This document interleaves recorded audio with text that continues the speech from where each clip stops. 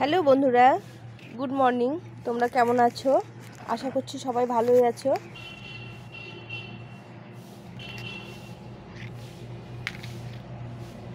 তো ফুল ফল সবজি গাছ বৃদ্ধির জন্য আমি কি সার প্রয়োগ করি তোমাদের সঙ্গে শেয়ার করছি। তো আজকে আমি দেখাবো যে গোবর তরল সার আমাদের গাছের কতটা ভালো করে হেলথ বানায় বা কতটা বড় করে, আজকে আমি তোমাদের সঙ্গে শেয়ার করছি। তো দেখো আমার এই ফুলকপি বাঁধাকপিগুলো হয়েছে, এগুলো শুধু জৈব তরল সার বেশি দিয়েছি, মাটির সঙ্গে গোবর মিশিয়েছি, বাকি জৈব তরল সার লিকুইড দিয়েছি, সবজি পচা সার আর গোবরের তরল সার দিয়েছি, দিয়েই সবজিগুলো করেছি। তো আজকে তোমাদের সঙ্গে শেয়ার করব আমি কি করে গোবর সার তরল সার তৈরি করি। তো এখানে এক বালতি মতো জল নিয়ে হাফ বালতি জল নিয়েছি। এই জলের মধ্যে আমি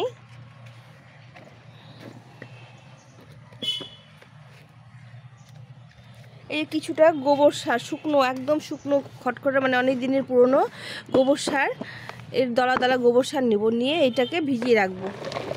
এই জলের মধ্যে দিয়ে 7 দিন মতো রেখে দেবো, যেন সারটা ভালো করে পচে গিয়ে জলটা তৈরি হয়। এভাবে করে 7 দিন রেখে দেবো। 7 দিন পর তোমরা দেখো রেজাল্ট। দেখো 7 দিন ভেজানোর পর জলটা কেমন হয়েছে, এরকম কালার এসছে। এই দেখো, এই যে গোবরগুলো নিচে পড়ে আছে, এই যে গোবরগুলো আলাদা করে পড়ে আছে। এখন আমি এই জলগুলো সব সবজি গাছে দিয়ে দেবো। সবজি গাছের জন্য এই গোবরের তরল সার খুব কাজে লাগে, গাছগুলো খুব বড় করে, তাড়াতাড়ি বড় করে, আর খুব ভালো খাওয়ার আর কি। এখন আমি এখানে যতটা পরিমাণ ভিজানো আছে ততটা পরিমাণ আরও জল দিয়ে দেবো, দিয়ে 1 বালতি জল করে দেবো। এভাবে করে 1 বালতি জল করে নিলাম। এখন এই জলটা আমি সব গাছে দিয়ে দেবো। এখন এই সব গাছে দেখো ফল চলে এসছে, ফুলকপি এসে গেছে। এখন এই সারটা গাছের জন্য খুব ভালো একটা খাবার। প্রত্যেকটা গাছে আমি এই জলটা এখন দিয়ে দেবো। সবজি গাছে, প্রতিটা সবজি গাছে আমি এই জলটা দিয়ে দেবো। এই জলটাতে গাছে খুব ভালো একটা খাবার পাবে। বিশেষ করে বেগুন গাছে দেখো, আমার বেগুন গাছগুলো এই তো কদিন আগে লাগিয়েছি, কত সুন্দর হয়েছে দেখো। এর মধ্যে শাক হয়েছে, ডাঁটা শাক হয়েছে। তো গাছগুলো আমি আজকে এই গোবর সারটা দিয়ে দেবো। গোবর সার মাটি দিয়ে বসিয়েছিলাম গাছগুলো। সবজি গাছের জন্য গোবর সার অমৃত, খুব কাজে লাগে। এভাবে করে আমি গোড়ায় গোড়ায় গাছের জলটা দিয়ে দেবো। জলটার সঙ্গে অনেকটা পরিমাণে জল মিশিয়েছি। এই যে লঙ্কা গাছগুলো দেখো, এই লঙ্কা গাছগুলো কত বড়, কত সুন্দর হয়েছে দেখো লঙ্কা গাছগুলো। লঙ্কা শাক গাছ, এই লঙ্কা গাছ বেশি নেই, 5টা মতো আছে লঙ্কা গাছ, আমি 5টা গাছই বসিয়েছি। এই দেখো এখানে একটা, এই 5টা গাছ আছে এখানে, এই 5টা গাছে আমি এখানে বসিয়েছি।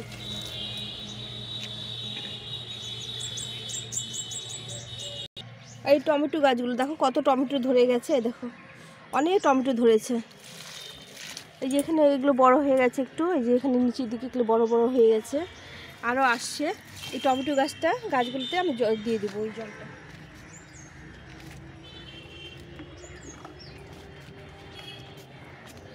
গাছের একটা খুব পুষ্টিকর খাবার আমাদের গোবর সার। তো আমরা গোবর সারটা যেভাবে হোক ইউজ করতে পারি, লিকুইডভাবে, এমনি মাটির সঙ্গে মিশিয়ে, তাহলে আমাদের গাছে প্রচুর ফুল ফল আসার সম্ভাবনা থাকে। দেখতে পাচ্ছ কত টমেটো ধরেছে, এই যে মাথার মধ্যে কতগুলো টমেটো হয়েছে দেখো গাছের মাথায়। এভাবে করে আমি এই সারগুলো ঘোড়ায় সপ্তাহের মধ্যে 1 সপ্তাহে গোবর সার দিই, 1 সপ্তাহে খোল ভিজানো জল দিই, আবার 1 সপ্তাহে হচ্ছে সবজি ভিজানো জল। এইভাবে আমি সবজিগুলো করছি। সবজি গাছে এইভাবেই আমি খাবারগুলো দিই। এই দেখো সব গাছে গুটি এসে দেখো কত গুটি এসছে, টমেটোর গুটি চলে এসছে। এই পালং শাকগুলো আমি 2-1 দিন পর পরই পালং শাকগুলো উঠিয়ে নিই খাওয়ার জন্য। বাদ বাকি দেখো এই শাকগুলো কত সুন্দর হয়েছে, এগুলোতে একটু ওই সারটা দিয়ে দেবো।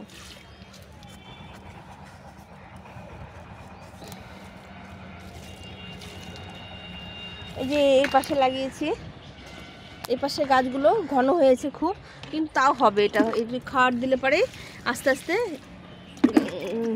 শাকগুলো ভালো হবে। এগুলো শুধু গোবর সার, আমি কোনো বিষ বা কোনো রকম রাসায়নিক সার ব্যবহার করি না খাওয়ার সবজিগুলোর মধ্যে। কারণ আমরা তো সবসময় রাসায়নিক সারের জিনিস খেয়ে থাকি, বাড়িতে লাগিয়েছি, ওই জন্য এভাবে আমি জৈব হিসেবে গাছগুলো করছি, শাকগুলো করছি। তো এগুলো তোমরাও এভাবে করতে পারো। কেননা আমরা তো বাজার থেকে বীজ দেওয়া সার কিনে, আমি বেগুন গাছে অনেকেই বিষ স্প্রে করে, আমি করিনি বা করব না। যেটুকু বেগুন পাওয়া যাবে সেটুকুই আমি বিষ ছাড়াই বেগুন করব। আমি একদম ফ্রেশভাবে বেগুনগুলো করব, তাতে যেটুকু আমি পাবো সেটুকুই আমার ঠিক আছে। তো আমি এগুলো একদম জৈব হিসাবে করব বাড়িতে খাওয়ার জন্য। ফুলকপিগুলো খুব একটা বড় হয়নি, না হোক, তবুও আমি জৈব হিসাবে করতে পারছি। এই যে বাঁধাকপিগুলো দেখো, বাঁধাকপিগুলো কি সুন্দর হয়েছে। যতটা হবে আমি ততটাই আমি জৈব হিসাবে আমি ব্যবহার খাবো। এইটা আমি রাসায়নিক সার আমি প্রয়োগ করব না, কোনো রাসায়নিক সার প্রয়োগ আমি করিনি সবজিতে, সবজি গাছে সব জৈব সার।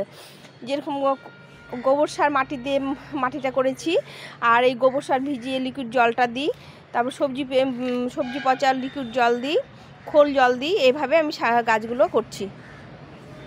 কেননা বাড়িতে যখন করছি, হ্যাঁ, তখন অর্গানিক মানে এইভাবে অর্গানিকভাবে করলে পরে আমরা সারটা পেটে পড়ে না। যেটুকুই পাই আমি সেটুকুই আমার লাভ আছে। এই যে আলুর শাকগুলো দেখো কত সুন্দর হয়েছে, একবার তুলে খেয়েছি, তারপরে আবার দেখো কত সুন্দর হয়েছে। শাক পাতা যত তোলা যাবে গাছের পুরনো পাতা, তত গাছের বৃদ্ধি বেশি হবে। আমি এই আলু শাকগুলো আবার একবার তুলে নেব, তাহলে কি হবে, গাছগুলো খুব ভালো থাকবে। তাছাড়া এই বেশি গাছ হলে পরে তখন ফলগুলো ভালো হতে চায় না। মনে হচ্ছে আলুগুলো ভালোই হবে। দেখো তোমরা কত সুন্দর শাক হয়েছে। এই পাতাগুলো তুলে তুলে খেতে হবে। এখানে একটা কত বড় দেখো ফুলকপি হয়েছে, খুব ভালো লাগে সকালবেলা উঠে যখন দেখি যে কোন ফল মানে কপিটা বড় হয়েছে, বেগুন ধরেছি কিনা, লঙ্কা ধরেছি কিনা, খুব ভালো লাগে। এইভাবে তোমরা করবে, তোমাদেরও ভালো লাগবে। কেননা আমাদের এখন সময়ের অভাব, তার মধ্যে আমরা একটু সবজি চাষ করে বাড়িতে খেতে পারলে পরে সবারই খুব ভালো লাগবে। তো এইভাবে আজকে আমি খাওয়াটা দিলাম। এরপরে যেদিন আবার খাবার দেবো তোমাদের সঙ্গে শেয়ার করব। তোমরা ভালো থেকো, সুস্থ থেকো। আবার ঠান্ডা একটু পড়েছে। তো বন্ধুরা, আজকে এই পর্যন্তই। আমার ভিডিওটা ভালো লাগলে তোমরা লাইক শেয়ার করে একটা সাবস্ক্রাইব করে পাশে থেকো। টাটা।